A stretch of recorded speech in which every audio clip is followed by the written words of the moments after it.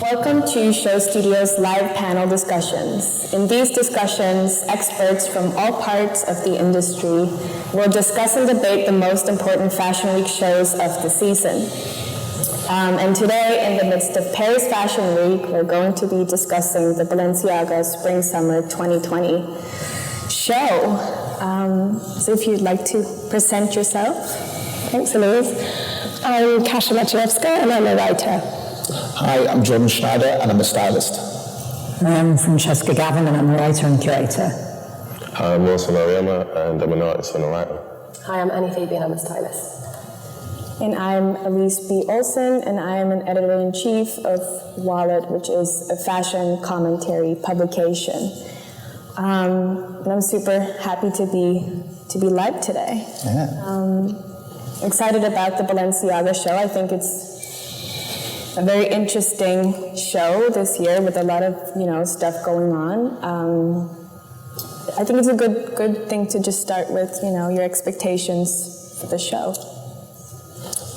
Well, for me, I see there's going to be a lot of big shapes. As we were saying before, just before talking, obviously with the shoulders. A lot of colour and pattern, which always seems to be something that Balenciaga seems to be doing recently.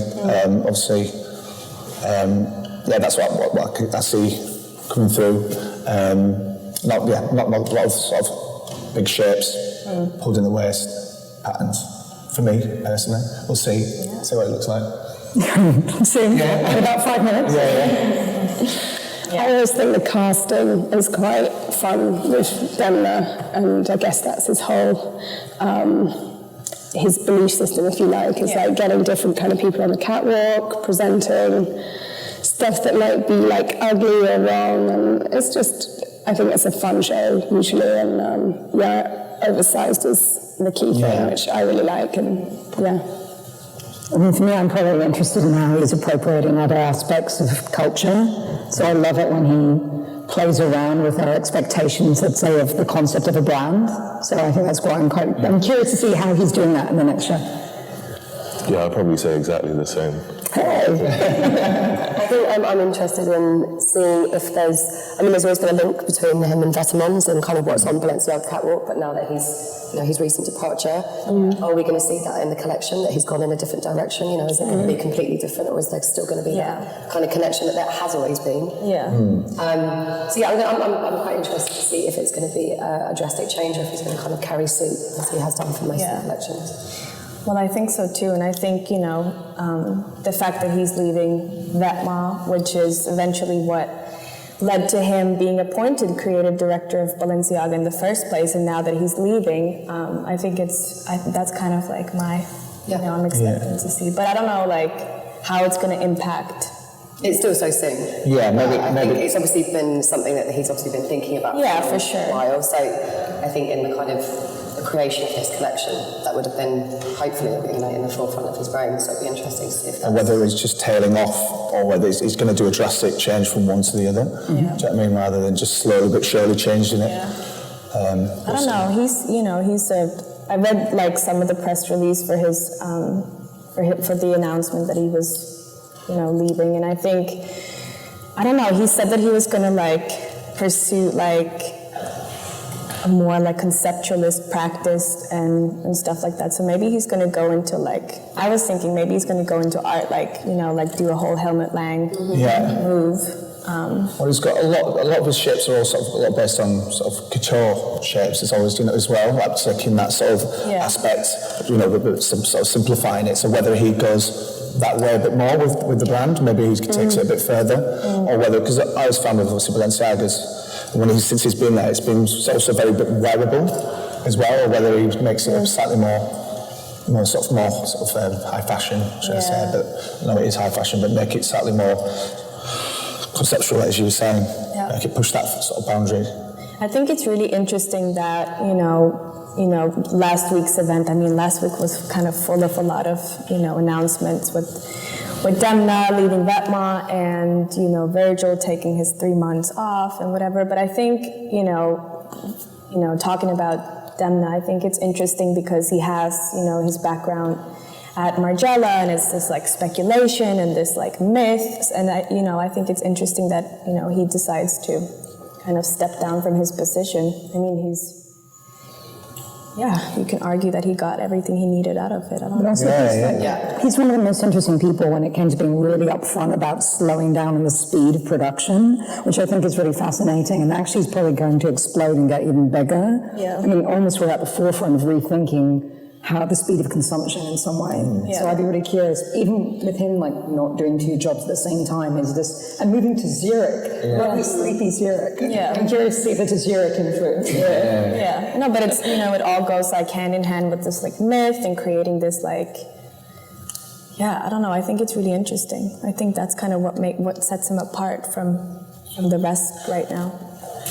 Even like Fran mentioned, just like there's a lot of talk on the business or in the more corporate side around where we go and where's the future of retail. Like you see, like you can go on BOF or any site and see, this brand's shutting down 100 stores, or they're having to rethink with regards to sustainability and different stuff like that. So to have one of the more visible designers actually speak on it is, it's very interesting. I want to see where it kind of moves forward. And also just taking, like, as you said, time off to just reflect on what kind of position you're in and, like, the power that you have. And, I think that also goes very hand in hand with kind of his whole approach to kind of challenge the established and stuff like that. The retail part I think we should touch back on later, because I think that's also a really interesting side of it. But since Demna joined Balenciaga in 2015, they've done great. Both reimagining, isn't it? A reimagining of the whole brand. I mean, it used to be kind of frumpy, like 1950s perfume. Where, really, and it's in a way taking almost what was a blank slate. But figure-wise as well, Balenciaga is one of the brands out there doing really well right now. Why do you think that is? We're just mixing in, I think it's like we touched on before, with the wearability of it all, and bringing into the sort of the realm of high fashion, like with the technical fabrications, things that people can see themselves wearing day to day as well. There's stuff that we all like to buy expensive clothes, but sometimes it's something you'll wear once or twice before everyone goes, you're wearing that same thing again. Well, some of the stuff with the Balenciaga jackets, if you can see something you can be wearing all the time, you feel like you can see the money within the product. You know what I mean? Literally. So I think he's kind of brought that sort of, it brought, for me, he's one of the first brands that kind of started to mix streetwear culture in with high fashion. It's a two-way brand. And in the same way that Gucci is, in that you've got 2 completely different customers. You've got your kind of street guys that are wearing the trainers, they're wearing the t-shirts, kind of emblazoned with all the logos on it. Then you've also got a very high fashion customer. And so then you're nailing 2 elements of fashion. And actually, that customer isn't putting that other customer off. You've got the guy wearing the really expensive blazer, but you've got guy on road wearing a pair of Balenciaga Triple S. Exactly. And I mean, Joey Essex is wearing a pair of Triple S. It doesn't mean that anyone's stopping wearing a Balenciaga blazer. Because people know the £600 pair of trainers. Do you know what I mean? They are. Also, like that reimagining about like the logo, which was for so long seemed really trashy again. And maybe because of the 90s big volume thing. In bringing the logo, everyone's like, I don't know, there's a kind of acceptance of the logo as well. But I think that's maybe the business side, because I think loads of labels. I mean, every label quotes from the street at this point. Yes, of course. But I think the business angle is, as you said, there's different kind of customers, and that logo thing, it's like 90s revival. It appeals to a different kind of fashion consumer, but maybe the reason he gets away with it is that because he uses irony, I think people feel like you can participate in fashion while you still show that you're knowing, you're kind of undermining fashion at the same time, which is like, I think it's fun, and I think it's interesting. Vetements, the whole kind of basics. Exactly. It was ironic. And I think he's kind of brought it, maybe not in such a literal sense, because it isn't kind of laughing at the industry as much as I think he was doing while at Vetements, but I think there is still that element of the whole dad thing. That was kind of him starting that thing. And actually, it is still quite funny. He's got people to dress like that, really. And it's kind of accepted and has trickled down, It's really interesting. I think that might be why the figures are good as well, just because it's this moment. Like, we all know, we see so much, we have the internet, we all know, like, everything all the time, so you can't really create something that's just like really simple and unaware these days and expect it to be a massive hit. I think that irony is the kind of the key. It's kind of hit it at the right time as well, I think. I think just coming around with the Vetements thing was just, as you said, as things started to change in fashion. And I think he just was there at the right time doing the right thing, which I think really helped him kind of elevate himself, I think. But he just, well, that again, from probably being where he's from, he's probably seen this coming, from watching people wear on the street, and he's just been ahead of the curve. He just managed to get there before a lot of people are doing it now and kind of followed suit, you know. Do you think it's that new what he does, or do you just think he does it really well? Because I think he does it really well. I think he's a bit of both. I think he does it super well. I mean, a lot of people have tried to do what he's doing, but he just does it a lot better. I think, again, the only thing that I'm a bit worried about for the brand is where does it go next, because it's in very much danger of, because people are copying it, it becoming a parody of itself, where as things will start to change, as I can see it, it will start to move away, and whether he takes it a completely new direction before it does change, or whether he just keeps on doing this but does it a certain way, you know. But that's the next thing I'm I think that's why this collection particularly is going to be really interesting, because actually I think he's kind of sailed on this ship for a while, actually, and I think we are kind of want to see something different. You know, he's kind of made everything's been a bit of a continuation of each other. You know, he's played with the shapes, and actually now is it time to do something quite different. You know, in the kind of way that Prada is always ahead of everything. You know, I think he's been one of those forefront designers for a while that we need to see him do something before anyone else is already doing it. Because it's very particular, isn't it? It's a very particular way, which is always sometimes very difficult to change, because if you're known for doing that, it's very difficult to then sort of change into something else, and then you kind of bastardise that customer who have been buying into you for such a long time, to then go, whoa, what's this? This is so different.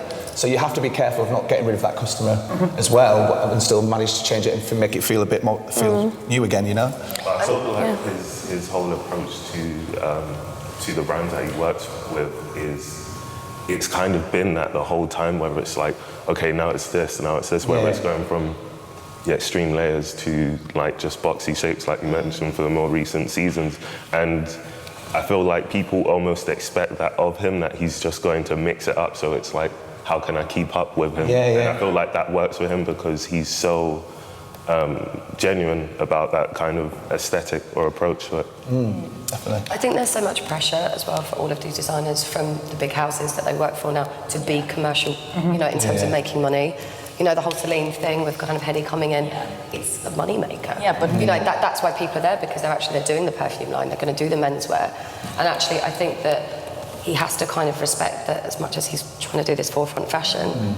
And not caring 100% want him to make money from the shoes. You know, that they need him to do that. And there is a kind of expectation for all of these people when they're signing up, you need to deliver. But I don't think he's against that. I think if you're going to be a fashion designer, you may as well love product, right? And I think he's always been really upfront. Like, I love product, I want to sell clothes, like, these are hoodies, buy stuff. Which is, like, whenever you think about that, you know, maybe there isn't that resistance from him, I don't know, I also think it's something that's really interesting about that, like, product side, and just being really transparent about, you know, his intentions and his vision and whatever. And I think that's also why, you know, the fact that he's leaving, you know, his kind of independent brand to kind of focus on a more established, you know, fashion house. I think, you know, maybe, like, you know, other creative directors would do otherwise. You know, they would step away from the kind of luxury part and the commercial part and the really visible, you know, brand. But I think I guess he just wants to, like, you know, keep pushing and reach out and be really visible and kind of...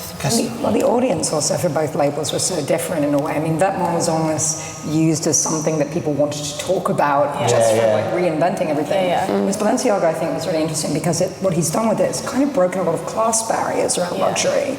So because he's drawing on street style so much and the kind of the way that people are wearing clothes in a really everyday context, then you're getting people wanting to look at that. Basically, that's why it's been so successful, because it's not just for high luxury rich. And I also think, I mean, just now ahead of the show, I think it's, you know, the costing element to it is really important, just because it's like this phenomenon of casting, I mean, branding through casting, which is kind of like a new thing. You know, I just did the latest issue of my magazine Wallet is about casting, and it's kind of like, to be honest, not, you know, a field of, you know, the fashion industry that I've like been kind of like taken part of or like understood. So now I've done a lot of, you know, research and, you know, a lot of interviews and stuff with you know, model agents and casting directors and whatever. And I think there's been a shift, you know. Before it used to be kind of like the photographers making the models. Now it's like the brands making the models. Now it's like a Balenciaga girl, or it's like, you know, a Celine girl or whatever. So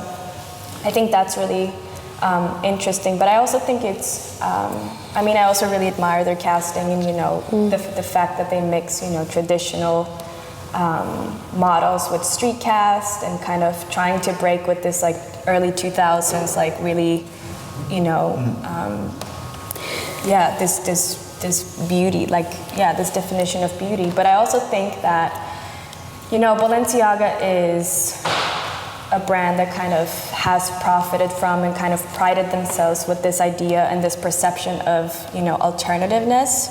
But at the end of the day, you know, they have really skinny models, like conventionally skinny models. So, you know, you can argue that.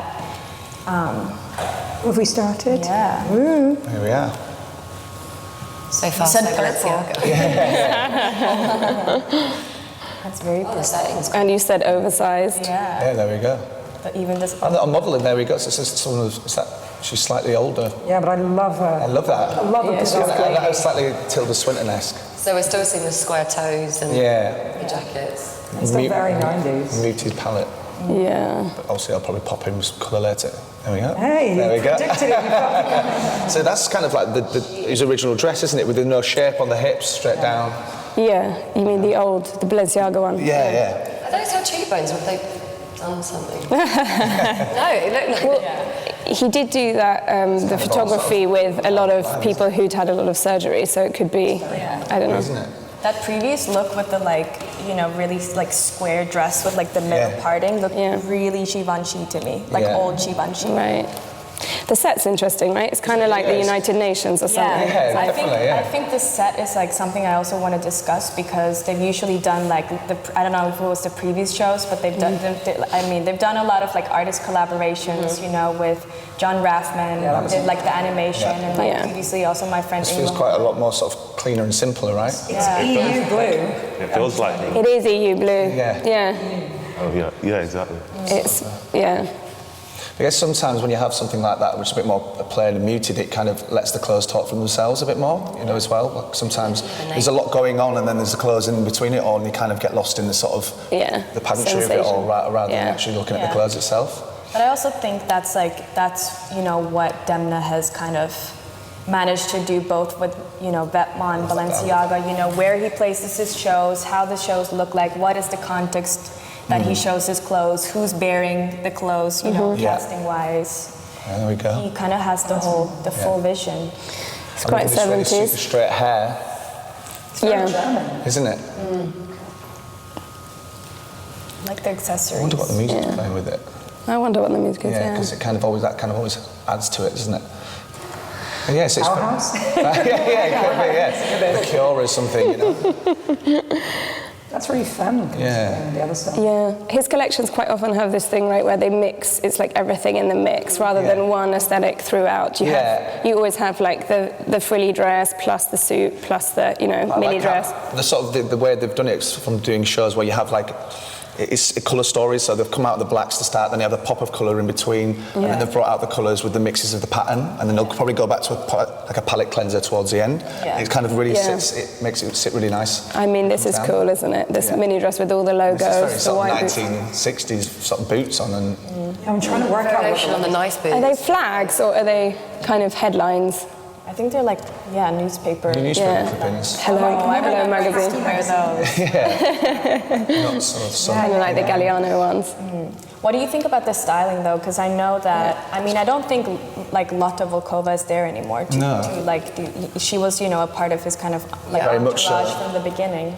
It feels quite simplistic, doesn't it? But that's not a bad thing. I think sometimes, like we were saying before, sometimes simple is good as well, And it's, It's interesting, I think, what you said as well about the casting. I think that the show has really relied heavily on the kind of people that they put in the clothing, maybe, because the clothing is more There's a lot of black hair, isn't there? There's a lot of like dark black straight hair. Yeah, it's quite a vampire. It's quite lurch with the big shoulders. That kind of harks back. This sort of look harks back to a sort of dad look as well with the flowers. Definitely. There's a lot of semi-mullets going on. Yeah. I love a mullet. Look now, isn't it? The mullet. It's the look. It's street, right? But it's kind of executive realness. Yeah, it's type. like the street kid who's got a bit more cash in his pocket. Do you know what I mean? That's what it kind of is. It's like a street kid wearing his dad's work uniform. It's reminding me of a film, but I'm trying I was just about to say, it's got such a film-like quality to all of it, a kind of dystopian-y Matrix Berlin Wall. It's a bit kind Matrix. of. Matrix, I was a bit worried about saying Matrix. No, yeah, of course, but I think that's the styling. I think that's the styling, you know. One thing I really, really love is the shoes, because I know they did those like flat, I have those boots, like the sort of like square toed. the square toes. Yeah, Have you seen them? it's like the old So they're bringing amateur. them back, and I think it's like, I've been saying like in the midst of this like really chunky like triple S sneakers. It's nice to have a shoe like that. It's really nice to have like duck feet. Yeah. Well, it has gone away from women not wearing his heels as much. I love it. I'm just wearing trainers because obviously. Ice creams, it's Balenciaga perfume bottles. Nice. Wow. Sure. I mean, that looks like my. Look at this uncle. guy. Hey, amazing. That gives an idea of what it's about, doesn't it? I don't know whether that has any It's like a maze. correlation to the shoot. But again, we've got some white now. This is great, Yeah, this is really nice. That's super I'm loving those trousers. It's very kind of Berlin Wall for me. That It's very East Berlin, late 80s. Yeah. This is quite simple, isn't it? I think the the Georgia, Russia, Germany background's kind of Coming through a lot on this. interesting. Definitely there, Chelsea. Yeah, Chelsea. It's like my mum going to the shops. That's a really stylish one going into Yeah, isn't it? Yeah. Good. Sunday afternoon. I'm into the material. There's a lot of like satiny, silky materials. I know. Yeah, there is, yeah. But he's using a lot of denim as well, with a nice simple denim two-piece as well, which is nice to see. But the trousers aren't denim, are they? They're No, like, they're not. Is it more of a printed fabric on maybe a printed suit, the denim print on a suit or something? Yeah. It feels like You're it's right, more silk, on a isn't silk, it? Yeah. I feel like their shows have been whether it's spring, summer, or like autumn, winter. Like I don't really know. There's not really any distinction except for maybe he's not showing like knitwear. That was his goal, actually, to blend. I think he's changed it. It's like summer, autumn, right? Yeah. And then and then winter, spring. So there's only 2 shows. I mean, this country, the seasons have completely changed anyway. In a sense, from working as a buyer, but remembering that you got T-shirts in January, February, and it's snowing. Climate change. There we go. But I think there's a lot more mix. Oh wow! Hello Kitty. it's gonna go. I mean, that's just Sales. Very 80s, that one, isn't it? Yeah. Even that colour as well. Power. power shoulder. Power shoulders, Line ads from 1988. Yeah, definitely. It's all quite serious. The power shoulder. Everything's quite high closed. It's not sexy. It's like What the trainers. I've always got in his hand an iPhone. Yeah, they're super strong. That definitely implies shoulder pads. Isn't it? Or a hanger. a hanger. Yeah. Yeah, it feels like an ode to 80s New York film. Yeah. I'm a bit tired of the flower print though. A bit Blade Yeah. Runner, actually, as well. Yes, 100%. But yeah, it's kind of the shape. There's been a lot of this shape though, hasn't there? There's not been a lot of variant in different shapes. There's been there's been more based on colour and pattern than I've seen. And even though it's got the oversized thing, it's not like the kind of pudding volume now. No, it's no. quite cinched in. Cinched in and... Well, it's moved away from the kind of traditional Balenciaga shapes, I suppose, which he was kind of entertaining, I suppose, with the recent coats, but I think this is... And I'm happy there's not that many hoodies. Yeah. I mean, this is super simple, isn't it? But that T-shirt, they're almost like motocross trousers. Yeah, they are. Yeah. I think he's trying to move away from the hoodie association, like this. Sportswear thing. These are like, old magazine patterns, I think that's something. I think it's like the really crappy magazines you get at a supermarket, which is kind of amazing if you're going to reference. Celebrity, like gossip magazine. So these more simpler looks obviously are more showing off the trainer, isn't it? Which probably is one of his biggest So it's probably going to be selling, his you know what I mean? new point of... Lots of Macs. I'm never sure on that BB though. That sort of the branding. Don't like it. I'm not a fan of that personally. But then I suppose it's interesting that he's got this kind of branding and reappropriation of things. Now that he's not a Vetements, it's actually the kind of crossover again of using like another logo. I mean, this is interesting. Wow. I mean, I love it. Deville. Right? I like it though. Fur coat. But then this is something you'd probably wear, like for me, use editorially wise, but maybe, you know, it's something someone would buy, you know? Yeah, I could pull that. Yeah. With nothing else underneath. Yeah, clearly. I mean, this is... Wow. So for me, that looks like, what's it called? That meme that's going around. Yeah. Having their clothes in line. Yeah, that's right, Yeah, so It's just look at me, I mean, you can But wear that kind of goes back to his first collection that he did with them, right? The polka dots like Princess Diana 1981. Right? Wow. So we are seeing the jacket still, I guess, because again, it's a big seller for him. I think the shoulders are just almost part of the set. They're like a prop. Yeah. You know, it's more they the won't art, translate. The art base of it. It'll be interesting to see how many of those pieces actually go into production. Yeah. Right? As opposed It's to really show interesting pieces. the tights or the boots like being the same print as all the Yeah. dresses. There's almost there's very little flesh. Yeah. I mean, it's like Ben, Roadman. Dad core. Yeah, like a bin man. Bin Man, yeah. Looks warm. Yeah. It's all right. A little bit of sex with this That's one. nice. I like the colour in this. You can wear all these like you know puffer jackets and fur coats and stuff in Switzerland though. Yeah. That's why. That's why he moved there, so he can like do like. I don't know. I was there last week. It was really hot. I'm sure.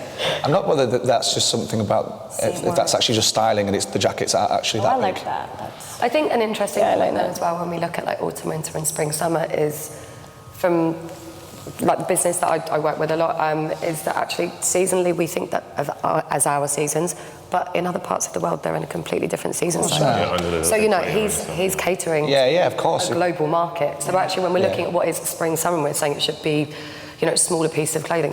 Other parts of the world, it's freezing. Yeah. Actually. And also, maybe non-season is increasingly a thing. And exactly. So that was very non-season. Also, we all travel right now. So Yeah, exactly.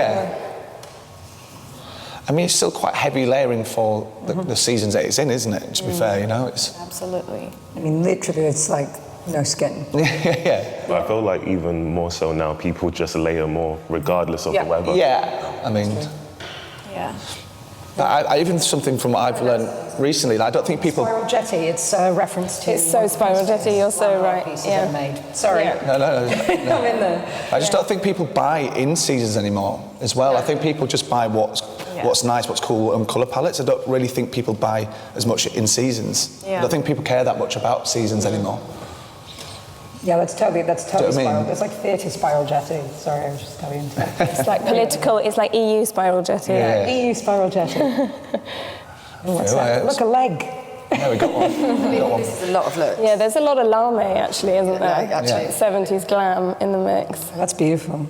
But again, for me, it isn't really. It's kind of a bit on its own within this collection. Doesn't make really much I mean, unless there's another couple in this shape, but then it just feels like it stands out on its own. Isn't that a thing that he made a point of doing though, where he was like, I'll take this piece, mix it with this piece, Yeah, okay. not into a theme. Not into a theme, yeah. Lots of contrast. I'm just looking at if you were to be a buyer, you would want to see more. Would you? But yeah, I mean, I just feel like it'd be something that you go, well, I know who's going to be that sort of person. I'm going to sell that to, and that person I'll sell to. Right. I feel like supports that didn't make dress. sense. Obviously, not everything gets shown in the show, does it? So Very. That was like, the pink was really Alexander Wang, but pink. I mean, now we've got some sexy options. I mean, this is old. This is, I mean, a bit, It's still 80s though, right? yeah. I mean, White boots, mini dress, tight. Off shoulder. I love off shoulder. Bella. Yeah. Can we talk about the way they're walking? They're all this leaning. Do we think this is something they've been told? Because that girl in the velvety dress, she's walking like she's going to... But on it's like a very janky and like for Vetements, they used to have like really like strict directives on how to walk, but that like I'm not sure they did that with Balenciaga. Maybe they're like... well, it's probably because we can't hear the music, but it might have anything to do with how the music, because that always sets the tone of how the show is supposed to be, whether it's like sort of melancholy or slow, or whether it's fast and pumping, depending on Really how they walk. beautiful. The cape. I love the necklace, actually. Really nice. Yeah. But the walks also is like determines how the clothes look. Yeah, of course, yeah. So there's a mix of everything in this collection, really. There's a lot of elegant stuff. There's also a lot of sort of sports-driven pieces, and then some more sort of easy That's theme incredible. pieces, you know? I feel like I've seen some of it before, though. Yeah. Like the velvet dresses. I mean, this is interesting with the full cast. Actually, the chain print as well. Yeah. Is from last season. I think when we said, were we going to see anything different, I think the answer Well, yeah. no. Actually, Yeah. you know, I I think mean- there's some interesting pieces, but I do think it's continuation on kind of the Balenciaga theme. Yeah. So it's not like a drastic No, shift. Like exactly. When we were like, is it going to Well, be... he probably designed his collection when he was still at Vetements, you know? So maybe this is his sort of last one before he starts I don't to know, go. though. I feel like he has this, like, you know, I might be wrong, but I really feel like he has this, like, you know, narrative that he's, like, seen himself in. And, like, I feel like he knew that he was going to leave Vetements. Like, this many It always had its time, didn't it? It had its place in time. Yeah, and I think know? it's very, like, you know, conscious and very, like, coordinated, I think. Yeah. Especially referring back to what you said around his whole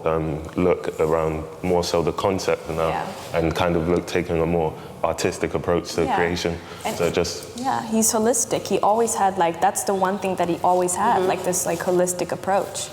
I feel like. Oh, this is a interesting piece. I mean, that's quite old school Balenciaga reference. No, that's, It's also kind of backwards. There was the other dress where it was reversed with the pussy bow at the back. It's got the rough twisting. Yeah, well, on the shoulder when it was all twisted. So this is super classic, isn't it? Oh, he's so Berlin, that boy. It's like the Cuda Bergheim, but dressed up. What's on his I think it's like a tulip. It's a tulip, It's a little, or a rose. It's a Wow, yellow look at these rose. dresses coming around. These are huge ball gowns. I like the other colors. Yeah, it's like a Shakespearean ruffle. Priest. It's like a night dress, though. It's like a 50s night dress in a way. So it's super classic. It's a little bit American Psycho as well. Yeah, with the hair, the coiffed hair. Yeah. Oh, wow. Wow. That's a surprise. The cupcake. Yeah, I haven't seen anything like that for Wow. Wow. That's pretty surprising. Yeah, I mean, I could put that on my Christmas tree at the top. That's interesting, there's a lot of metallic. Is there a bow? I mean, wow. Yeah, huge bow. A bell. Cute. Tinkerbell. The That flows really. Yeah, it moves well. I like it. It looks nicer in this colour. I think it lends itself more into that. Oh, that one's cool. That one's cool with Yeah. the, like. I can see this is going to get shot a lot, isn't it? Oh, that's Very interesting. I think it will also get memed a lot. A lot, yeah, 100%. Yeah. Oh wow, this is. I mean, she looks like a Cluedo piece there. She does. Like this is only for the Met Gala. I feel like. Yeah, 100%. It's good to show, though, isn't it? It's good to show that you can do it. Is this going to make it into his stores even? Because I thought he said that he was really against throwing out half the pieces and them not making it into store, but Whether it actually comes like that, or whether it's just they're exaggerated it by putting something underneath it. She's one of Anna Imhoff's regular, she's collaborators. Elise Douglas. It's her wife, I think. Right. So that's quite an interesting casting. She's walked every show. like But I also think, the choreography is amazing when you see it from above. With these things moving around. It's almost like pieces in a puzzle moving around. It's like a maze, But I think it's interesting, going back to what we talked about with like branding through casting, like always having, these like figures and like mixing Bella Hadid with like Elise Douglas, who's an artist, I think it's really interesting. But it's like from when they were doing they did a really interesting take on sort of their campaign shoots when they were shooting around Paris, but it was very daylight, flat light, and it was just people in Paris hanging out wearing the clothes. And I felt that was a nice change to do compared to a lot of other people's campaigns. It felt a bit more real. Yeah, I was about to mention that. I really like their fall-winter campaign with the like couples. With the kissing in Paris. Yeah, it's great. Again, it just feels more real. Wearing like full Balenciaga looks and whatever. But I also think one thing that's interesting to just quickly touch upon is like their Instagram approach. I think, they've made like this super expensive luxury brand feel really like approachable and accessible. Yeah.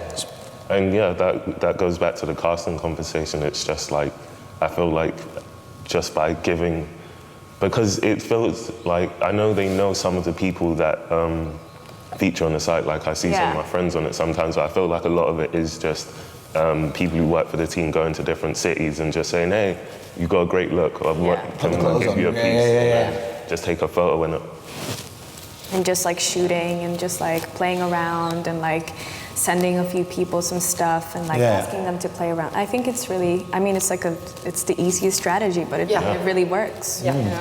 So most genuine strategy as well. It's like how better to. Yeah. Can we talk about the blue? Because there was people wearing H2O as like a logo. I think water's quite an interesting statement in this somehow. I don't know whether they've done like something to do with the dyeing process between like less water or something like that. Because when I used to work at a denim brand, there was a big sort of thing of like sustainability and using less water. Yeah, that is a massive trend in terms of a lot of brands are just.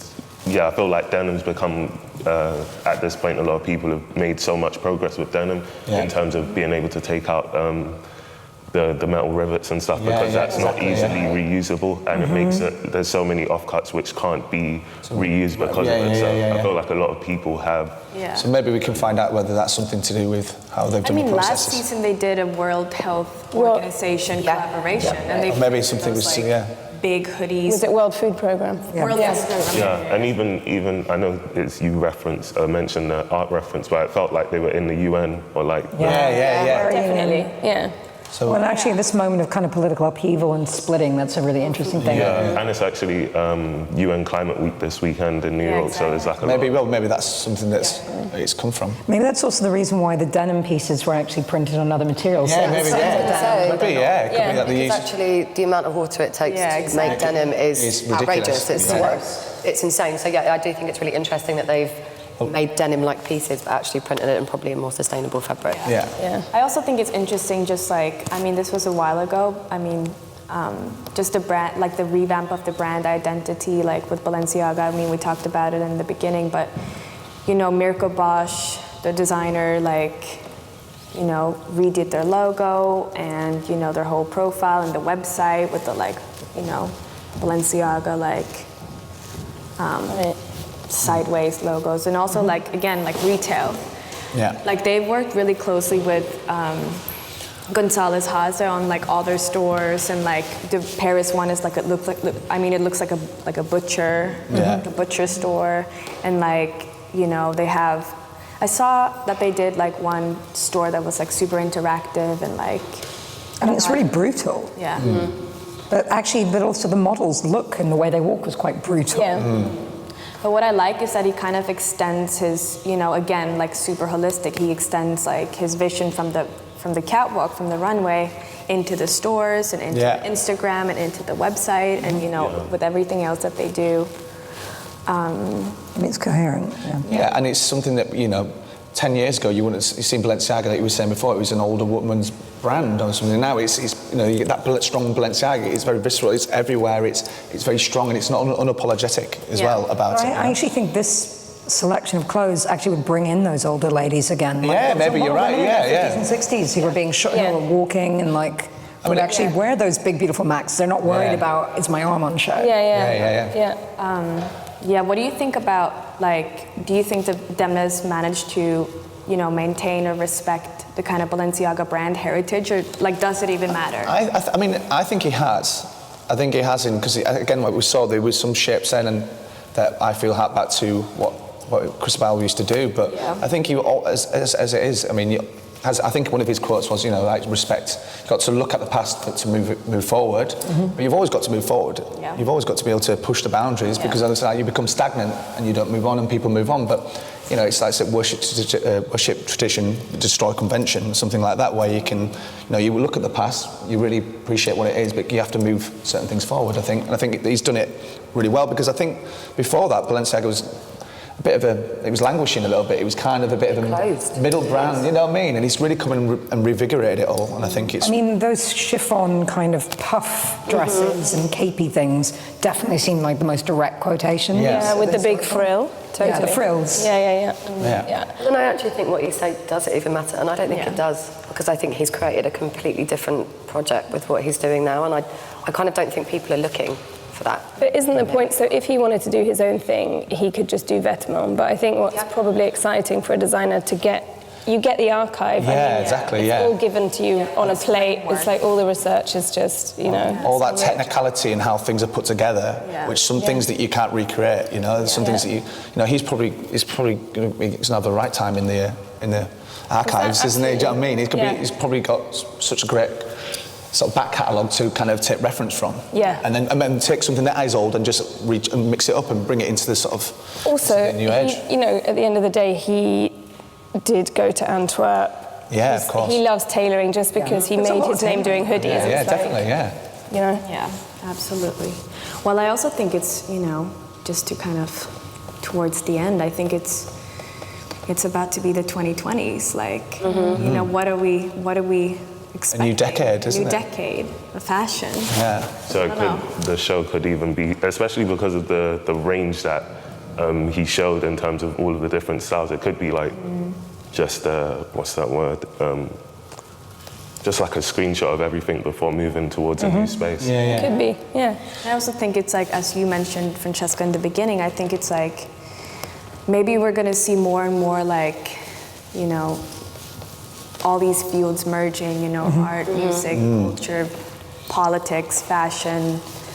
You know, maybe that's what we're going to see more. We're definitely in a moment of activism, right, where all the things that have been important for, let's say, like 50 years, streetwear, climate change, suddenly they're mainstream, and brands can't pretend that they don't matter. But I think caring's pretty good, isn't it? The second, most sustainable company in the world, which, to be honest, is probably reinforcing why Balenciaga's become so popular. Right. Like, how do you be like luxury, accessible, and also green, and also make a few political statements and rethink like the combination of genders within a show we haven't talked about. And be price conscious as well. Obviously, make it not affordable, but you know, making things. Obviously, sometimes when you make things sustainable, it makes the price go.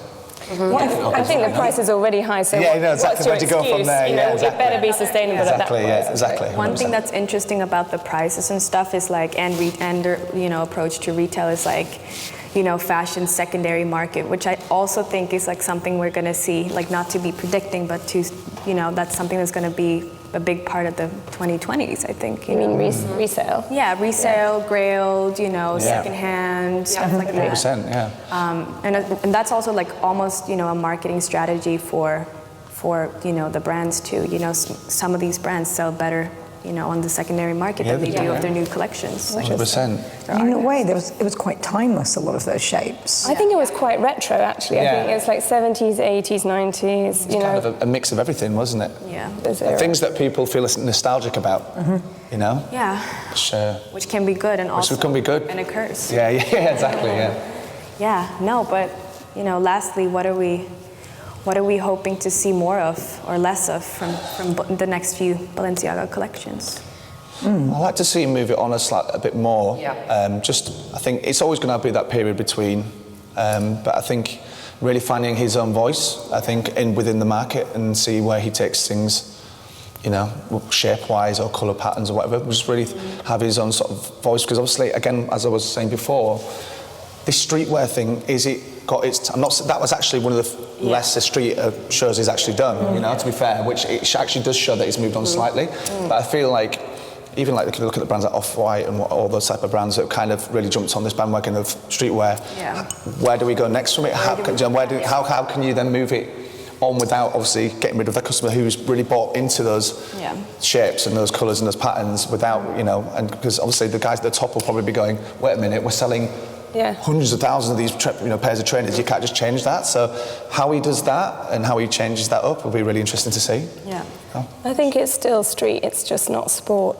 It's like the casting, you know, keeps the street element, the styling, all of that stuff, but it's with tailoring, so it's... I think it has a little bit of like the sporty element. Well, it had the tracksuit, but it's like the puffer. The puffer, like the lines and the like cleanness. Yeah, but it's almost more like your wardrobe, right? It's got your like executive realness jacket, and then it's got your sporty thing, and you know, every day of the week, a cocktail dress. Slick hair, ponytails, like something that's kind of sporty to me. I think it would be interesting to see where it goes if he moves away from the shoulder, because I think the kind of shape on the shoulder has been something that ever kind of since he's come in, he's really relied heavily upon. And the oversizedness as well, you know. Yeah, exactly. And actually, where would it go if he kind of moved away from playing with those shapes? And a lot of other brands are starting to pick that up. Exactly. Yeah, exactly. Exactly. And I think that's the thing that it's becoming. Well, what will his point of difference be? Yeah, you know? exactly. Because his point of difference at the moment is that the shaping and the colours and stuff. So what's his next point of difference? Exactly. It'll be interesting to see.